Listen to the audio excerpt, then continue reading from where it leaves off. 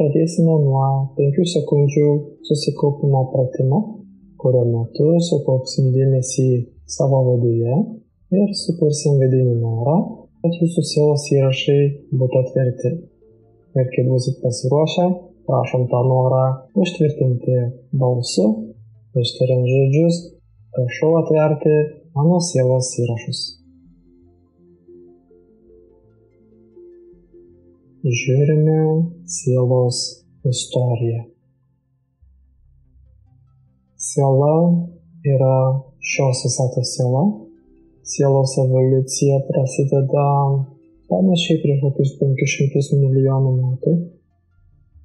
Siela evoliucionuoja kažkur toli, kažkokioje tai tolimoje galaktikoje. Evoliucija vyksta iš Žemės elemento. Tiesiog toje planetoje panašu, kad yra daug kas paremta kažkokius tai kristaliniais pagrindais. Tai yra daug labai kristalų, mineralų. Ir atrodytų, kad tie kristalai kažkokie yra kintami. Jie nuolatos keičiasi. Tai yra, jie keičia savo formą, struktūrą, tankį. Toje vietoje tai kažkaip atrodo susiję su planetoje esančiais pokyčiais, temperatūriniais ar atmosferiniais pokyčiais.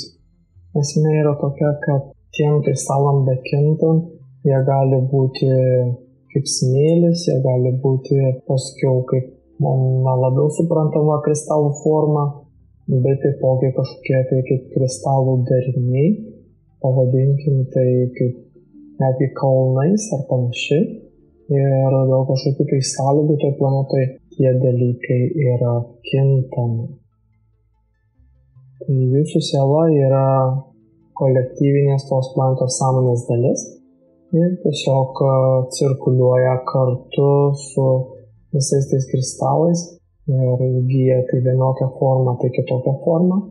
Taip yra funkcionuojama kažkiek tai 100 milijonų metų, kol galiausiai tą planetą neatvyksta kažkokios tai būtybės.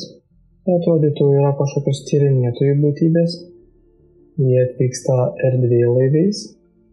Jiem atvykus, tai yra kažkokios humanoidinės būtybės, kurios yra dalinai panašios į žmones, bet tiesiog yra žalios odos spalvos. Jie atvyksta į tą planetą atlikti tyrimus. Jos domina tos planetos dinamika. Kaip viskas toje planetoje keičiasi, vyksta, auga, transformuojasi. Ir toje vietoje jie tiesiog paima mėginius iš tos planetos ir vienas toks atskirtas mėginys tampa kaip jūsų individuali siela ir jie tą mėginį pasiima į savo laboratoriją, nori jį tirti, tyrinėti, suprasti, pamatyti, ar yra kažkokie potencialai toje vietoje. Na ir jie atlieka savo tyrimus, bet panašu, kad gavę tyrimų rezultatus, jie nusprendžia tiesiog palikti tas medžiagas tokias, kokios jos yra, nemato didelės prasmės toje vietoje, toliau kažką ten tyrinėti ir galima sakyti, padeda tai į kaip saugyklą kažkokią tai, kur tiesiog tai guli ilgą laiką. Ir praeina daugybė labai metų, tūkstančiai galbūt metų, kol tai yra visiškai netyrinėjama, tiesiog guli lentynė. Galiausiai ši rasė, jie keliauja ir jie pradeda atlikti kažkokius tai mainus. Šiuo atveju prieš kokius gal 2 milijonus metų jie atvyksta į Andromedos galaktika, tai yra kaimyninė mūsų paukščių tako galaktikai. Ir Andromedos galaktikoje jie vykdo kažkokius tai mainus, jie tiesiog keičiasi medžiagomis, keičiasi atradimais ir tiesiog tarp tų mainų papuola ir šitas mėginys ir jie jį perduoda į Andromedą. Ir taip atsiduria tai iš esmės mūsų gretimoje galaktikoje, vėlgi kažkokiame tai sakykime, universitete ir esant ten jie tyrinėja visas tas medžiagas ir tyrinėja taipogi ir jūsų tą medžiagą. Ir jie pastebi kažką jiems aktualaus, ką jie iš tikrųjų pastebi, tai panašu, kad juos sudomina, kad tame mėginyje esama sąmonė per ilgą laiką pradėjo evoliucionuoti. Tai yra, jūsų siela pradėjo vystytis ir demonstruoti sąmoningumą ir jie nusprendė, kad jie pamėgins tą sielą išvystyti. Tai yra, jie turi kažkokią tai technologiją, kurios dėka jie gali į kažkokią tai kaip kamerą įdėti tą mėginį ir ta kamera pradeda vystyti tą sąmonę ir auginti ten esančią sielą ir ją išugdyti. Tai jie atliko tą procesą ir išvystė sielą. Ir iš esmės tai buvo jūsų siela. Tai va, tai pradžioje buvo gyvenama kurį laiką Andromedos galaktikoje. Buvo būnama tiesiog Andromedos žmogumi. Ir esant tuo Andromedos žmogumi tiesiog buvo mokomas apie kultūrą, apie viską. Bet tuo metu ta galaktika ėjo pro sudėtingas energijas. Buvo daug nesuderintų procesų ir to vietoj buvo daug, sakykime, netgi konfliktinių situacijų. Tai esantiems sudėtingim laikam buvo gan dinamiškos energijos ir jūsų siela taipogi pamatė dalį tos dinamikos ir tai iš esmės jūsų sielą sudomino. Pasidarė įdomu, kaip čia taip gali būti ta dinamika energijose ir jai pradėjo norėtis labiau pažinti tas energijas. Tai kaip prieš panašiai milijoną metų gyvybė buvo pradėta mūsų paukščių tako galaktikoje, tai jūsų siela nusprendė atvykti čia, nes čia buvo matoma, kad bus žymiai dinamiškesnės energijos ir bus galima nuodugniau tyrinėti konfliktinės energijas. Tai šiuo atveju jūsų siela įsikūnė pačioje pradžioje Lyro žvaigždyne, ten, kur prasideda gyvybė mūsų galaktikoje. Ir šioje vietoje pradinė forma, kuri yra priimama, tai yra vilko žmogaus forma. Ir nuo pirmų dienų yra įsitraukiama įvairius konfliktus. Pirmasis konfliktas vyksta tarp vilkų žmonių ir žmonių kačių ar katininių rūšių. Tai toje vietoje esant tam konfliktui tiesiog yra įsiveliama tas energijas ir tai atrodo labai įdomi energija. Įdomu tyrinėti tą konfliktinę dinamiką. Paskiau, kai jūsų rūšis išvyksta iš Lyros ir apsigyvena didžiojo ir mažojo šuns žvaigždynuose, tai yra gyvenama tose žvaigždynuose ir kurį laiką jūsų rasė, sakykime, stovi įvairiose pozicijose. Pradžioje jie bendradarbiauja su reptilinėmis rasėmis, paskiau ir su ta rase kyla konfliktas ir tuomet prasideda karas tarp jūsų rasių. Vėlgi jums tai yra įdomi energija, kurią norisi tyrinėti, kai jūsų siela nusprendžia tirti šias energijas. Ilgą laiką yra tyrinėjamas šis konfliktas, kol galiausiai neateina įtaka.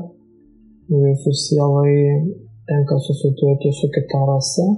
Šiuo atveju panašu, kad tai yra Sirijos rasė, kuri irgi yra tame pačiame žvaigždyne.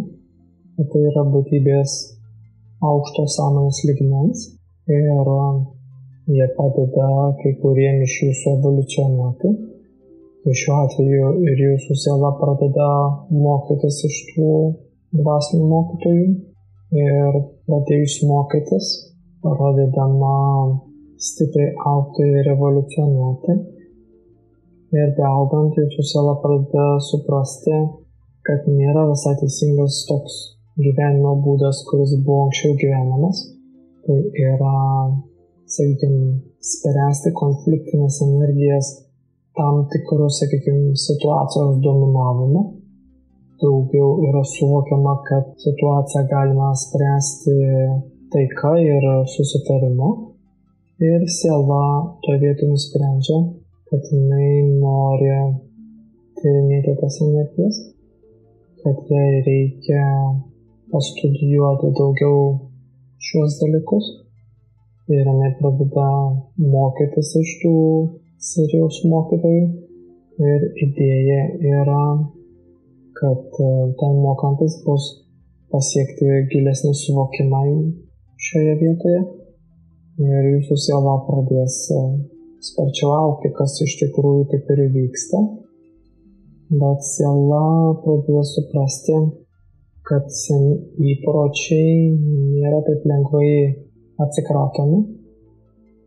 Ir toje vietoje geriausia idėja būtų patekti į kažkokią tokią situaciją, kur nebūtų, sakykime, kaip galimybės rinktis tuos senuosius kelius. Bet jūsų siela mato, kad kas jai trukdo, tai tie prisiminimai apie savo turėtą praeitį. Ir toje vietoje kaip ir siela iškelia tokią idėją, kad jeigu jinai neprisimintų to, kas buvo anksčiau, tai tada jai būtų lengviau pasirinkti kažką tai naujo. Tai va, tai šitoje vietoje jinai nusprendžia, kad jai reikia tokių sąlygų. Taigi yra sužinoma apie šį planuojamą žemės projektą ir bus atvykstama čia ir bus galimybė užmiršti apie savo praeitį.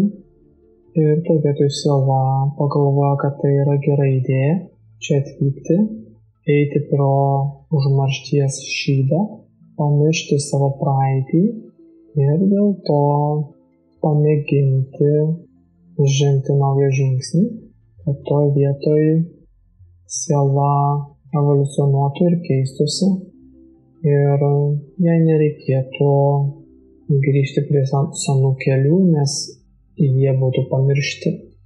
Tai čia yra atvykstama gal panašiai, tiksliau gal pradžioje atrodytų yra tiesiog susipažindinama su šia planeta gal prieš kokį 20 000 metų.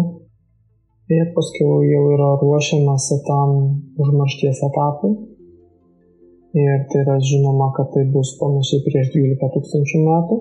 Tai po Atlantidos nuskendimo yra atvykstama į šią planetą ir tuomet yra einama jau pro tą užmarštį ir bandoma tokiu būdu ieškoti kelių savo pasikeisti. Pirmieji gyvenimai, atrodo, prasideda senovės Egipte. Ten yra gaunamos pirmos pozicijos kaip kažkokia tai kareivė. Ir esant tose pozicijose yra tiesiog dirbama kareivių. Daugiau gal kai kuriais atvejais kaip kažkokiu tai asmens sargybinių, asmeninių kareivių. Tai siela toje vietoje išlieka iš dalies dar savo kario prigimtyje, bet tikslas yra su laiku judėti tolyn nuo tos profesijos ir keistis. Tai iš Egipto tuomet yra keliaujama į vidurio rytus, bet ką mes vadintume Persijos imperija. Yra gyvenama tenai. Ten irgi yra dirbama kaip kareivių. Bet atrodo, kad jau po truputėlį energijos laisvinasi ir siela pradeda eiti kitokiais keliais. Man taipogi yra kažkokių daug dvasinių praktikų ir yra ganėtinai stengiamasi gilintis į tas praktikas. Tai padeda eiti tolyn į tų energijų. Tuomet kurį laiką yra keliaujama labiau į Aziją, link Indijos kraštų, kažkurį laiką gyvenama tenai, ten dar labiau einama į dvasinės praktikas. Ir siela kaip ir pradeda jausti, jau kad jinai nueina tolyn nuo tų tokių grubių fizinių energijų ir daugiau eina jau į tas dvasinės energijas. Ir tuomet jinai pradėjo suprasti, kad dabar ko jai reikia, tai dar išvystyti savo intelektą. Ir šiuo atveju intelektas yra vystomas Europoje, todėl yra atvykstama į Europą. Gal veiksmas vyksta panašiai apie nulinius metus ar gal šiek tiek jau po nulinių. Tai yra gyvenama Romos imperijoje ir iš Romos imperijos net yra keliaujama per Europą ir Germaniją ir paskui į taipogi Baltų kraštus. Čia jau yra daugiau mokomasi įvairaus kaip mokslo, kokiose ten formose tas mokslas tais laikais egzistavo, bet idėja yra vystyti intelektą. Ir atrodo, kad po Europą yra nemažai keliaujama ir studijuojama su įvairiais raštais, su įvairiom metodikom, kaip mokslo metodikom. Ir kaip ir iš esmės jūsų siela skaito, kad jos pokytis buvo sėkmingas, kad jai pavyko pasikeisti save ir taipogi skaito, kad tas užmaršties šydas jai taipogi padėjo, nes tai neskatina grįžti prie senų kelių. Tai va, tai toje vietoje siela kaip ir skaito, kad jinai pasikeitė. Jinai surado tam tikrą fizinį, dvasinį, emocinį ir mentalinį balansą. Dabar šitame gyvenime siela nori dar labiau apjungti tas energijas ir dar labiau apjungdama, jinai tikisi, kad jai pavyks pasiekti dar didesnį balansą ir integraciją. Ir toje vietoje pasiekus tą integraciją, siela kaip ir skaitys, kad jinai pasiekė savo tikslą. Ir pabaigus tą tikslą, jinai planuoja kaip ir palikti šią planetą. Panašu, kad šis gyvenimas greičiausiai yra paskutinis šioje planetoje. Panašu, kad jinai planuoja tuomet vykti į Sirijų. Ir ten jai yra numatyta kažkokia tai dvasinė mokykla. Toje mokykloje jinai planuoja mokytis, studijuoti.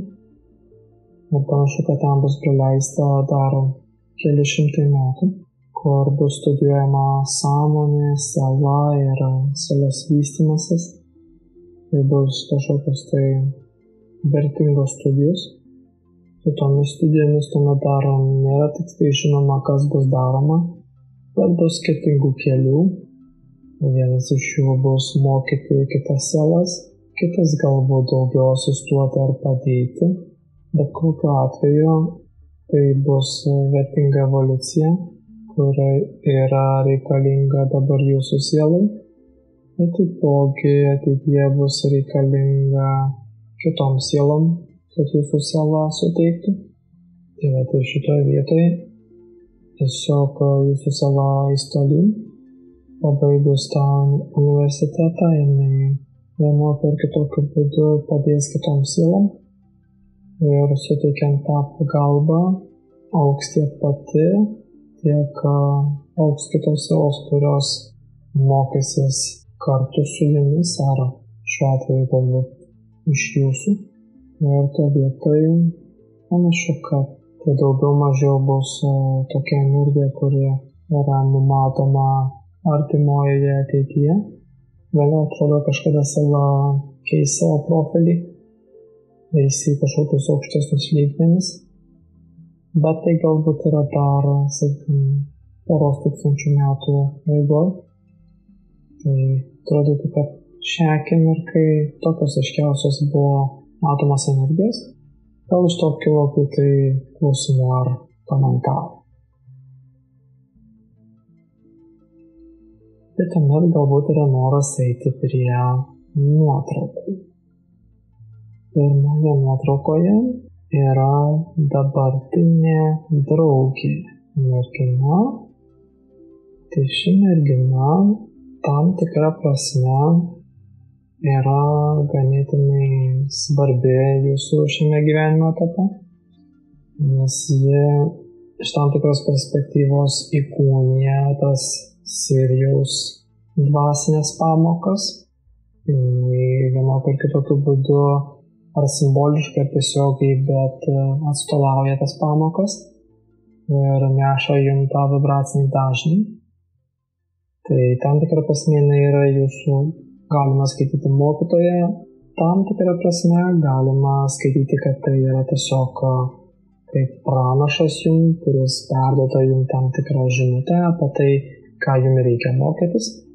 Bet kokiu atveju tai yra svarbu, kad ši siela dabar yra jūsų gyvenime, yra reikalinga jūsų tolimesniam dvasiniam augimui ir kurį laiką jinai turėtų būti dar kartu su jumis, kol bus reikalingas tas specifinis mokymasis. Kitoje nuotraukoje yra dukra prie palapinės. Ši dukra, panašu, kad su ja yra kažkoks senesnis karinis ryšys. Atrodo, kad su šia siela buvo pažįstama iš anksčiau. Jūs turėjot kažkokių tai santykių. Tai buvo geri santykiai, jūs buvot kaip draugai. Tam tikrą prasme, galbūt ir daugiau negu draugai, gal net kaip ir poroj buvot. Ir atrodo, kad visai sekėsi sutarti, bet jinai kažkaip atrodo, kad dėl kažkokios priežasties gal jūsų pergyvena ir linkėjo jums kažko tai gero. Ir jie kažkaip atrodė, kad jums reikalinga bus pagalba šiame gyvenime ir jinai norėjo būti šalia jūsų. Tai šitoje vietoje nusprendė tam apsilankyti, pabūti su jumis kartu. Ir tuo kažkokiu reikiamą momentu tiesiog jūs palaikyti ir paremti.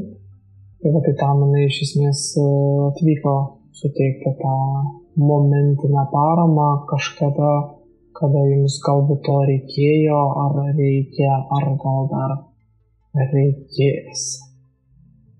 Dabar yra sūnus. Šis sūnus irgi atrodo yra jūsų pažįstamas, su juo irgi buvo kažkada susipažinti anksčiau. Atrodytų, kad jisai buvo kažkoks dvasinis praktikantas, kažkoks toks labiau religinis, ar tai buvo kaip kunigas ar vienuolis, kažkas tai panašiai. Ir su juo buvo nemažai bendraujama, nemažai kalbama kažkokiom religiniam dvasiniam temam.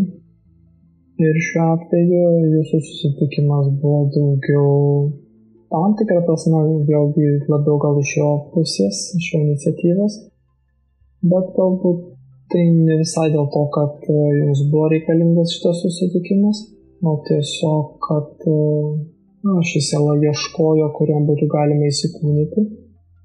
Ir peržvelgus visus variantus buvo pamatyta, kad jūs buvot pažįstami ir kad jinai jumis gali pasitikėti. Ir tiesiog jinai pasirinko jūs, kad galėtų čia atvykti ir turėti šitą gyvenimą. Bet tai tiesiog neatvyko iš pasirinkimo, bet tiesiog kai renkiesi, kur atvykti, mes turim ribotą pasirinkimų kiekį, iš ko galim rinktis, ir iš tų pasirinkimų jam pasirodė, kad jūsų variantas yra geriausias. Ir dabar buvusi draugė. Ši draugė sunku dabar tiksliai identifikuoti, ar tai tarp jūsų jau yra buvusios energijos, ar tai yra buvusios šio gyvenimo energijos. Nepaisant to, šios draugės išėjimas iš jūsų gyvenimo buvo susijęs su kažkokiais tai jos gyvenimo planų pasikeitimais. Jinai kaip ir iš esmės turėjo kitokių planų, bet jei kažkas pasikeitė ir jinai turėjo staigiai keisti planus savo gyvenime ir jai reikėjo išvykti. Tai šitoj vietoj iš esmės, jeigu jie nebūtų pasikeitę tie planai, atrodytų, kad jūsų energijos galėjo toliau dėliotis dar kartu, bet kažkas turėtų pasikeitė, tai sunku dabar identifikuoti, kas ten pas ją pasikeitė, bet taip jau šitoje vietoje nutiko. Dabar yra brolis. Brolis, su juo yra karminiai santykiai. Šita siela su jie buvo susitikta anksčiau, ne visai patogiom aplinkybėm, panašu, kad ši siela kažkodėl tai, sakykime, buvo kažkokiame tai gyvenime jūs nuskriaudusi ir paskui jinai keitėsi ir norėjo, sakykime, subalansuoti tas buvusias energijas. Tai šitoje vietoje tiesiog jinai organizavosi su jumis susitikti, bet taipogi ir su kitomis sielomis, nes jinai turėjo idėjų atlyginti tas buvusias skriaudas. Tai šitoje vietoje tiesiog buvo tas susitikimas šitame gyvenime tam skirtas, kad jinai galėtų pamėginti subalansuoti tą buvusią energiją ir pamėginti sutaikyti jūsų santykius, jeigu žinoma, tai pavyktų dėliam variante. Tai kaip ir tiek iš nuotraukų, tai gal kažkokių tai papildomų klausimų ar komentarų kilo. Taip, jeigu kalbant apie sapnus, pas jūs yra blokas šitoje vietoje. Panašu, kad yra tam tikra energija, kuri blokuoja jūsų gebėjimą sapnuoti. Jums reikėtų į tai pasižiūrėti ir išsamiau pastudijuoti tą energiją. Tai yra kai kas, ką būtų galima jums išlaisvinti, jeigu išsamiau pastudijuojant šį procesą. Dar kažkas tai? Ar? Tai jeigu atrodo, kad energijos jau yra daugiau mažiau realizuota šiam kartui, tai kaip ir galim tuomet vesti link pabaigos. Tai turbūt buvo tiesiog noras padėkoti už galimybę pabendrauti ir tikimės taipogi, kad pokalbio metu pavyko ir pasitarnauti kaip nors. Tai tiesiog buvo noras paminėti, kad jeigu pokalbis buvo naudingas, sukūrė kažkokią tai vertę ir yra noras atsidėkoti bei šias energijas subalansuoti, tai tuomet yra galimybė už pokalbį atsidėkoti. Tam nuorodos yra pateiktos mūsų puslapyje po pokalbio sąlygomis.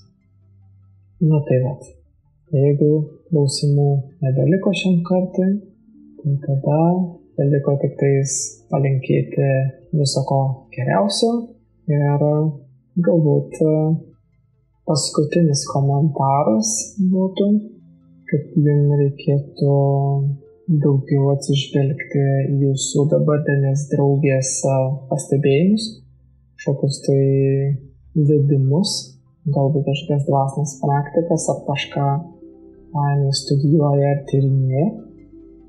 Nes ten yra dalykų, kurie jums yra reikalingi išgirsti. Tai gerai, ką tuomet? Viso ko geriausia.